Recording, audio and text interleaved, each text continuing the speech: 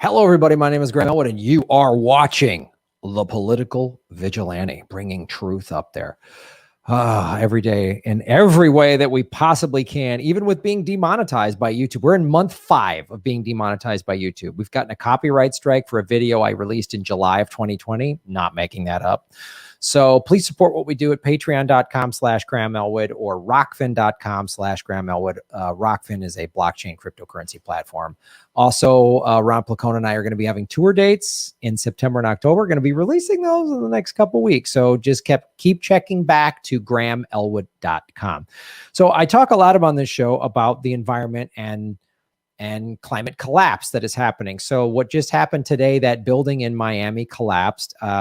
As of right now, there's 1 person dead and 99 who are missing, and they're not quite sure what happened. Some local politician or maybe even an engineer said that the rising water has destabilized, and that could be part of the reason. Somebody said they saw cement cracking. So the actual reasons of that building collapsing in Miami, we don't know.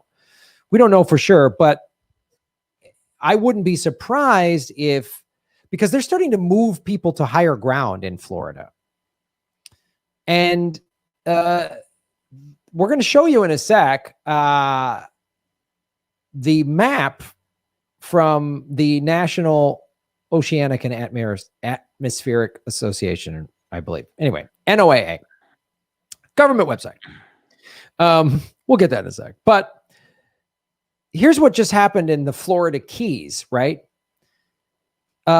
Faces a stark reality as the seas rise. So I've talked about rising seas. I've talked about how Florida might not be there in the year 2040.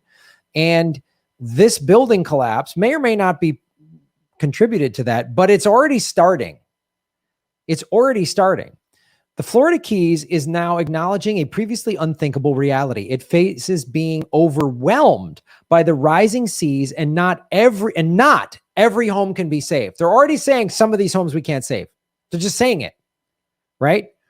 So the Keys, for those of you who don't know, is a string of islands off of Florida that goes into the Caribbean, and they're going to be underwater.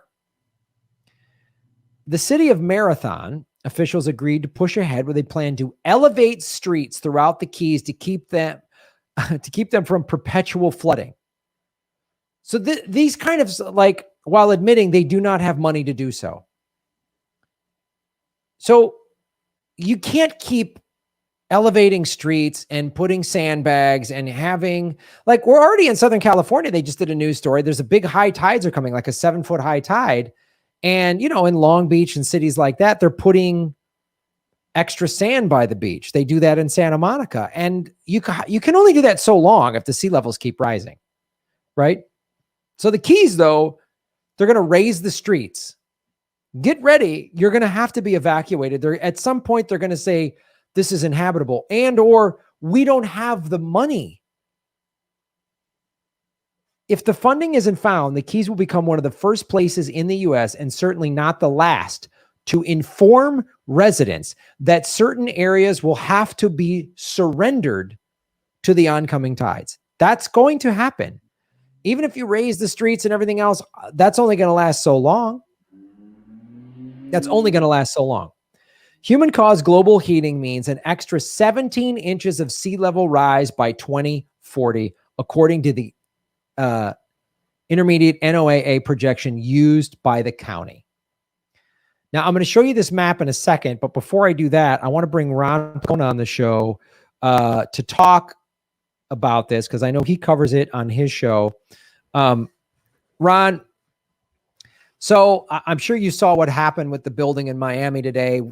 Do we know what happened to that? It's tough to say. I hope they rescue people. I don't know. It seems pretty. They rescued 1 kid out of there. He's alive. It seems pretty grim. I don't know, but even if this wasn't directly related to rising sea levels, stuff like this is going to happen. I mean, when cities, especially low-lying areas like Florida, the water's just going to erode stuff. I mean, there's already now has become this thing in Florida where there's some like old Little Havana and neighborhoods that are a little higher up. They're starting to come in and just gentrify them and move people out so that the rich white people can come in and take their land. And this is not, it's not going to just be Florida. And I'm going to show you everybody a map in a second of what this government website shows what's going to happen. But I mean, this is, you know, you and I both live by the water, and this flooding is only going to keep getting worse. And these solutions of, oh, we're going to raise the streets. It's like, you know, it's like somebody with a heroin problem and all their veins are like fried from shooting heroin. It's like, well, we need to find new veins, or maybe they should start smoking heroin. It's like, I think stopping heroin is maybe the key that the key we're missing here. Like, so I mean, how do you see this? Yeah, I mean, well, first of all, you know, I echo everything you just said. I know that as of our recording of this, and you know, we'll probably know more, you know, tomorrow. But you know, as of where we're at right now, I believe they've confirmed one person has died, and there's a lot of people unaccounted for. So, you know, that's very tragic, and I'm certainly hoping that, you know, as many people as possible are helped and obviously are okay. We don't know exactly if this is related to climate change. And the only reason I say that is because I don't want people to, you know, if they find out the cause and it's not directly related, I don't want people to be like, you climate hippies, you're saying it turns out. But yeah, I mean, I think it's very reasonable to say there's likely a chance there's a relationship here because, you know, as land is slowly sinking, which is what's going on, that puts strain on buildings. So, you know, can we say they're directly related? As of right now, we can't, and I'm not claiming they are. No. But, you know, of course we have to act and act boldly for so many reasons. Yeah, yeah, we're not saying, oh, climate change collapsed that building. We're not saying that at all. I'm not saying that at all. But there are people who have said that with rising sea levels, they've noticed a couple of millimeters of sinking with the building. So because it looks like, you know, that the way that building, it was like side by side, and then this whole part just collapsed. Well, that would make sense if slowly it was doing this. If it was sinking like that, I'm exaggerating obviously with my hands, but like if it's slowly doing that, then the weight of this is going to collapse on it. That is a very plausible reality. And the building was built in the 80s. It wasn't like it was built in the 20s or something like that. So is this a contributor to it? It could be a number of factors. But if this is even part of it, and even if it isn't at all, this is still stuff like this. There are going to be buildings collapsing because of rising sea levels. Like that's going to happen. And well, hey man, look, I live in, you know, the San Pedro area of Los Angeles. There is a historic, I believe it's a historic landmark in my neighborhood called Sunken City. Guess how it got its name, folks? It used to be a neighborhood that fell in the freaking water, and you can see the debris of the building. So this happened. I want to say it was a long time ago. Like this happened. So it's like, yeah, these things can happen, and with, you know, accelerating climate change, it's going to happen more. Well, yeah, and I want to show this map now. This is from this is the sea level viewer from the NOAA. Okay, this is a government website. So if you just go to coast.noaa.gov, this isn't like hippie Sierra Club, and you'll see here that I'm doing the arrow. These are all the areas that are highlighted by sea level rise. Okay. And right now it's at 0, and you can change this. So they said in that report from the Florida Keys that it's potentially going to go up in the next couple years, 10 to 20 years, 17 inches. Okay, that's 1.5 feet. Let me just raise this up here. That's right about there.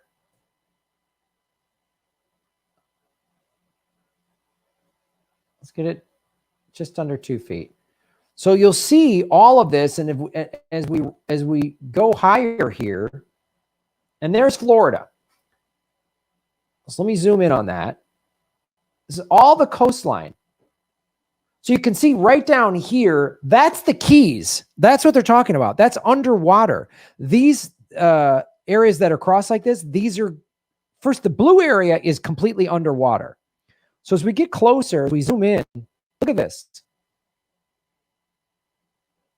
All this coastline, the Keys completely underwater, South Florida underwater, the coastline underwater, and then these areas are like floodplains potential, right? All of that, Gainesville, Tampa, St. Pete, and then up into there's Mobile, Alabama. I mean, look, New Orleans, it's all underwater. All of this. And, again, this article is just about Florida, but let's go back up to the East Coast here, because a third of the population is on the East Coast. So, okay, we got to evacuate the Florida Keys. What do we have to do if we have to evacuate, this is Atlantic City? What if we have to do, we have to evacuate that? What if we have to evacuate Manhattan? Let's take a look at Manhattan. Manhattan has already had a bunch of flooding over the last 10 years. I like how you picked out Atlantic City and then Manhattan. But like you started out with just like, what if we had to evacuate Atlantic City, the place that peaked over 30 years ago? There is a chance nobody lives there anymore. Well, okay, Manhattan, though. What about Manhattan? Oh, yeah, that's... Look at that. Look at all this. So what do you do when a third of the population lives on the East Coast?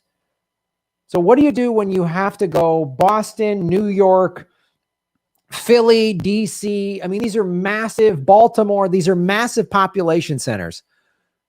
A third of the population is on the East Coast. That's 100 million people. What do you do? Where are they going to go? Where are they going to live? What's going to happen with the schools and everything? And again, that's just the East Coast. The West Coast too is going to have, I mean, we're going to have to evacuate what? LA, San Diego, San Francisco, Seattle, Portland. I mean, we're going to have to evacuate all these cities? Pretty much all the cities. I mean, and then you do vulnerability, and everything in red is vulnerable. You click the vulnerable. Look at all the West Coast. All vulnerable to a 2-foot rising tide. Even just a 1 foot. Look at all these red areas. These are all, red and brown is all vulnerable. And you come over here, same thing. Look again. Look at Florida. Look at the whole East Coast. This is tens of millions of people. All of these Gulf states, all the commerce and right? All the shipping that's done in and out of here. Look at the Northeast. It's like most of Maine. Most of Maine is vulnerable. So are we just going to take 100 million people and spread them out throughout the middle of the country? That might be what it comes down to. Yeah. I mean, honestly, like it might come down to that, which is, I mean, hey, pretty much every scientist is recognizing the reality that within our lifetimes, we're going to be looking at a country we don't recognize. Mm-hmm. Like one day, like this will, and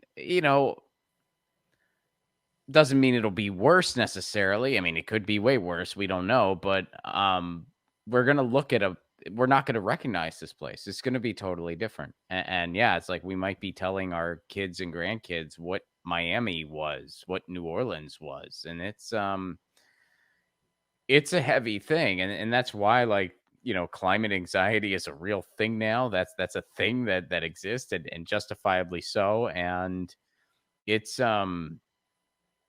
absolutely remarkable that we're still just doing the bare minimum instead of just all hands on deck, doing everything we can. And the timeline is really running out to where it's like we're going to reach a point of no return. And we're already seeing it. I mean, as of the recording of this, Seattle is about to have huge heat waves this weekend. Portland, it's going to be 100 degrees. And in Yeah. Portland and Seattle. These 107 degrees in Portland, Oregon, it never breaks 80 degrees in the summer in the Pacific Northwest. And Never. they're not meant to handle it. They're not built No. to handle that. And And it's crazy, man. What's Texas going to do? So we just saw how vulnerable their power grid is when they had the ice storms in March. And I said, when that happened in March, I go, well, Texas always has massive heat waves. It's the Southwest. It's going to have 100. What happens when Texas goes 100, 110, 120 degrees and the power grid goes down again? They didn't fix it. It's not like they fixed it since March. Right. Then I what? mean, well, yeah, and that's the thing. It's going to go down in any extreme weather. So it's not just like, well, that was just fluke cold. Like, oh, no. In heat, it'll do that same thing. So, and yeah, Texas is no stranger to heat, sure. But when it gets even higher and higher and higher, yeah, what's going to happen next time it goes down? Right. When the whole state is cranking air because it's 115 degrees, what's going to happen? And again, let's be clear here. I'm just showing you a map of the United States. So guess what? Every coastline everywhere in the world is going to have this flooding. It's not like it's only going to flood the Keys or something like that. It's going to flood every coastline. And people, human beings have been building cities on beaches and coastlines for shipping and for, hundreds of years. So everyone's going to have to move inland. We're going to have climate refugees. We've already had this. We talked about this before. I mean, the Syrian civil war was not caused by climate change, but it was exacerbated by climate change because they had like a 4 or 5 year drought, which drove people from the rural areas into the cities. That exacerbated when the Civil War started. It made it worse. So what happens when, Omaha, Nebraska or whatever population, quintuples, and then there's food shortages or something? It's just going to be riot. I mean, like how's that going to shake out? I mean, what's going to happen? What happens when you have to evacuate part of San Diego? Where did they go? And people start coming into Arizona. Does Arizona lock its borders and say, we're done with you? Like, not our problem, California? What happens? I mean, if one of the islands of Hawaii gets underwater and they start flooding and they what do they do? Where do people go? Yeah. Like, and on down the list, we could do this with every coastal country, Central America, South America. I mean, is Japan just underwater and 40 million Japanese people got to just find other places to go? Like, what happens? What happens to Hong Kong? What happens to Singapore? I mean, Sydney, Australia. I mean, we could just keep doing this and keep doing like there's going to be. We keep going. I mean, what's going to happen? What's going to happen in the EU? I mean, what's going to happen? Because I mean, all the coastal cities there, like, are people just going to? Where are they going to go? Because they have, all these countries to choose from. They're actually in a better situation than most, but still, it's like, I mean, it's really going to shake things up all around the world. What's the politics of that? So the UK, which is an island series of islands, they all just did Brexit. We don't need Europe. And then now their country's flooding and Europe's going to go, sorry, what are the politics of that? You said we could, you didn't want to be a part of the EU. Well, I don't know, build a bunch of rafts, not our problem. I mean, what's going to happen? And then wars are going to start over this shit. I mean, like, it's going to be. They're already butting heads, man. And this actually goes into the industry in which you and I labor because, right now they're dealing with something over there because a lot of comedians and musicians and performers and actors and actresses, here in the United States, we have a pretty big country. Well, over there, they're used to working in Sweden and Norway and, countries that aren't just England or Scotland. And now there is no longer what's referred to as visa-free travel and working permits for performers in the UK and the EU. So it would be the equivalent. It would be like if Graham and I touring in the United States would need a visa to perform in Nevada or to perform on the East Coast. That's what they're going through right now in the UK. So for comedians, musicians who tour a lot, it ain't good. It's a nightmare. And they're trying to work it out. And, folks over there can speak to it a lot better than I can. But, the gist that I'm getting is, Boris Johnson in the UK is pointing fingers at the EU. The EU is pointing fingers at the UK. Because this is one of those things where it's like, let's just work this out so you're not screwing over all these freaking people. You're not Right. just screwing over all these people for literally no reason. Let's figure this out. And they're kind of blaming each other for it not being sorted. So, so I mean, that's just one, and obviously that's a small conflict in comparison to climate refugees. Yeah, we're talking about somewhere in the neighborhood of 1 to 2 billion. I forget the actual number, but it's in the neighborhood of about 1.5 to 2 billion people live along the coasts in around the planet. So there's a lot of people that are going to need to move. And when a coastal town that has a big shipping port, like just about every port, every coastal city has, I mean, then what? Where you can't, you're just going to build a new shipping place? Like how's that going to work? Because a dock is an infrastructure, Right. you know, it's this big commerce infrastructure, right? And they pull off the things that they put on the trucks, and then that gets I mean, that's how they do it all over the world. What are they going to do? It'll just cripple that mode of shipping. And then it's like, so what, are we just going to use planes constant? Well, that can't be good. I mean, yeah, it's overwhelming to think about, man, but I mean, just to try to insert a little bit of a positive, not to totally switch gears, but you're mentioning port towns and port cities. I'll give a shout out to San Pedro, where I live. They were one of the ports that denied the Israeli weapons ships. That was a trend that started in Livorno, Italy, continued in South Africa. London did a thing as well. And then Northern California said no. So they went down to the Southern California, my neck of the woods in Pedro. And Pedro said no too. And it was the unions that were really instrumental there around the world. So so a little bit of an uplifting, gives you a little bit of faith in humanity situation there. Now there's these little victories out there, and I think it's going to take acts like that on a climate crisis level. Like, Yeah, no, we're not doing the fossil fuel anymore. We're done with that. We're just not doing that. that's what Like, it's going to take, man. And yeah, I think it's going to take a general strike too. It's going to take, like, we are shutting it down until, you know, we actually have systemic solutions to address this catastrophe. yeah. Because, I mean, time is running out, but it's not out. Like, there's still time to mitigate the effects of this. We're not going to, quote, prevent climate change. Climate change is here, but there's still time to act to mitigate, to handle it better. And we're doing at best, the bare minimum, at least in this country. Oh I'd like God. to I mean, think maybe worldwide, maybe it's a little less bleak, but in this country, the United States is doing the absolute bare minimum. When you see some of the stuff they're doing in places like Denmark and Norway and Sweden and places like that, there are some places where, well, that's encouraging, but that needs to happen everywhere. It can't just happen in a handful of countries. It's yeah. it's weird that all those countries are a little less capitalistic too. It's odd. Weird. I'd argue there might be a correlation. Call me Oh, crazy. Call that's me hippie crazy. talk. Hippie talk, Ron. You're all hopped up on patchouli oil. You can't think straight, Ron. Well, Been walking. according to Biden and some of this, I'm a domestic terrorist. Yes. If you don't like Yes. capitalism, Yes. You're a domestic terrorist. you're an extremist. Yeah. I mean, that's the other thing is like, and we talked about this during the Democratic primary. Joe Biden was, middle ground on climate policy, and we're going to get back on the Paris Accords and all this bullshit. That's like, man, it would have been great climate law back in 1982. Just fantastic. It's too late for this like incremental bullshit. We don't have time for incremental centrism. And Joe Biden passing this little cap and trade and raising gas mileage standards and everything. So this infrastructure bill, he's talking about more electric cars and stuff like that, and infrastructure for electric cars. And he loves trains. We all know that. He never shuts up about that. Great. I hope he builds high-speed rail.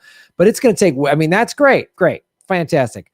We need bold global action. And America could be leading the way, but we won't. We won't be leading the way. We won't lead. I mean, and that's so sad, but we'll be drug along kicking and screaming. We will be the petulant child who the rest of the world is going to drag along. And honestly, that's an optimistic take because I'm saying, well, the rest of the world's going to step up. Well, they are. I mean, more countries are. I mean, I was just watching They are. Sky News, which is just basically very corporate British news. But even that news channel is like, we're dealing with climate, the UK's climate plan. Like, it might be lip service, but at least they are taking more action. And you got countries like India that is choking on smog. That's like, we're banning gas cars. Like, we're not going to sell any more gas cars because by the year 2030 or 2035 or something like that. So that's bold. That's 1 billion people.